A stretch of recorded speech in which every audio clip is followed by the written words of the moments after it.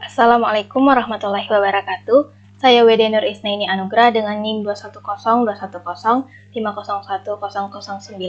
dari Prodi Teknik Komputer, jurusan Teknik Informatika dan Komputer, Universitas Negeri Makassar. Pada video ini saya akan memaparkan kesimpulan dari salah satu materi pada mata kuliah Statistik dan Probabilitas, yaitu ukuran penyebaran data. Yang pertama, pengertian ukuran penyebaran data. Ukuran penyebaran data secara sederhana diartikan sebagai ukuran yang menunjukkan seberapa jauh data menyebar dari rata-rata.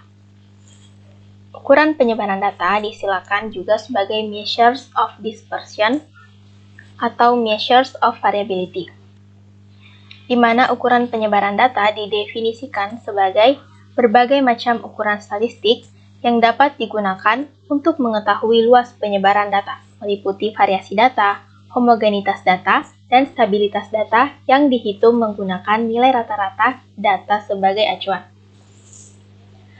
Adapun macam-macam ukuran penyebaran data yang sering digunakan pada bidang statistik, yang pertama ada range, yang kedua ada mean absolute deviation atau yang biasa disingkat dengan MAD, ada variansi, dan ada standar deviasi.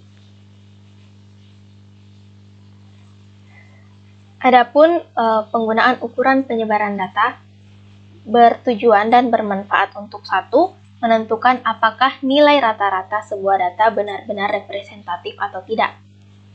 Di mana makin besar variasi nilai, maka makin kurang representatif rata-rata distribusinya. Yang kedua, ukuran penyebaran data juga akan membantu penggunaan ukuran statistika. Misalnya dalam pengujian hipotesis untuk mengetahui apakah dua sampel berasal dari populasi yang sama atau tidak.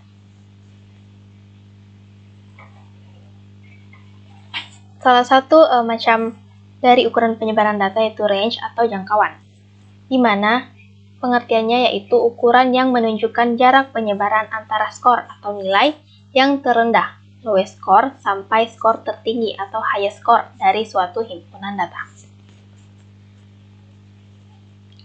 Di mana range ini dinotasikan dengan rumus R sama dengan X max dikurang X min.